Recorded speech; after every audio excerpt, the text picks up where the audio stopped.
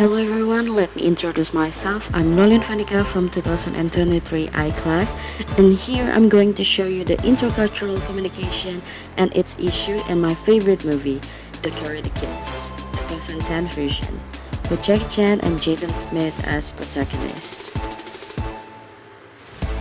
So Karate Kids tells a story about 12-year-old Dre Parker moves from Detroit to Beijing with his mother and struggles to fit in. After being bullied by a Kung Fu prodigy, Dre learns Kung Fu from Mr. Han. Through disciplines, Dre transforms and earning respect by competing in a Kung Fu tournament and overcoming his fears. Okay, here are some topics that I will discuss in later slides. First, I will address cultural identity, culture shock, then communication styles, stereotypes, power dynamics, cultural context, and finding the issue and how it's solved. Yeah, as you can see, it's me with my friend in my daily life. I lived in a big city, Surabaya, and having city's life. Going to campus, hang out with friends, and going to malls, work, and all of that stuff. Yep, and this is me when I joined the live-in program in my high school, and I lived in a small village in Trawas around 3 days. Here I tried to blend with the locals, and it shocked me when I know that they do laundry in the river. Quite different from my city's life, but it was an insightful experience I ever had. As we can see here, Dre said goodbye to his neighborhood and his best friend. From Detroit, USA, he moved to Beijing, a completely different language, environment, culture, and its people. It's not only for 3 days like me, but like he had to live there for an indefinite time. And then, after arriving in Beijing, Dre faced a lot of new unusual things that makes him uncomfortable at first. Even though he tried to blend in with the people, but it seems like cultural differences and language barrier have become his challenges in communicating. We can see Dre's cultural identity as African American when he danced to hip-hop beat to Maying, as Chinese who listen to classical music. He gradually adopts aspects of Chinese culture from Mr. Han, and this acceptance makes the communication between his surrounding improved. Dre also experiences culture shock in Beijing. He had language barrier, new social norms, and unfamiliar practices.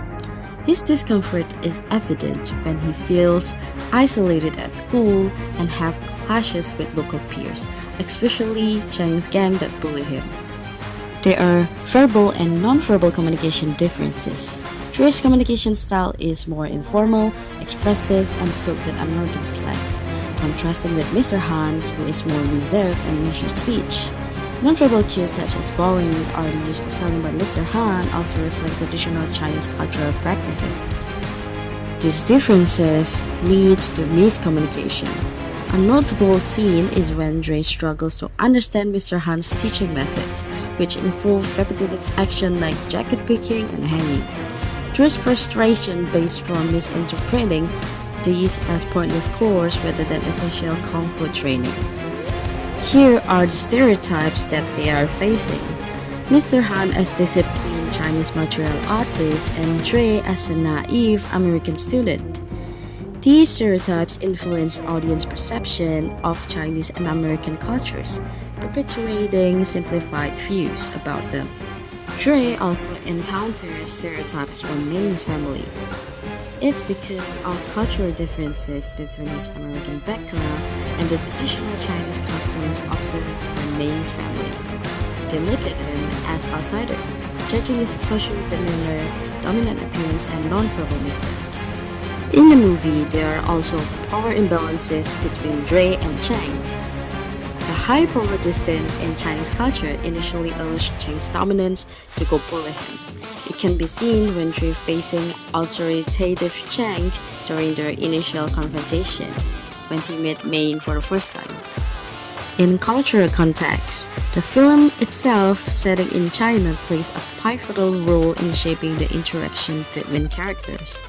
Cultural norms are crucial in Dre's journey. These storms also guide Mr. Han's teaching approach and the competitive spirit of the Kung Fu tournament.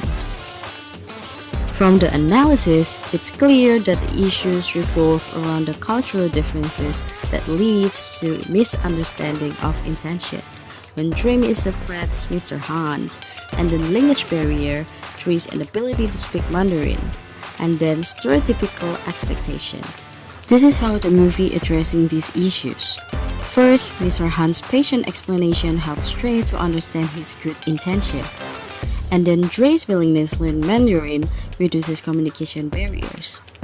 And lastly, Dre's effort in joining Kung Fu tournaments really proved himself in overcoming stereotypes.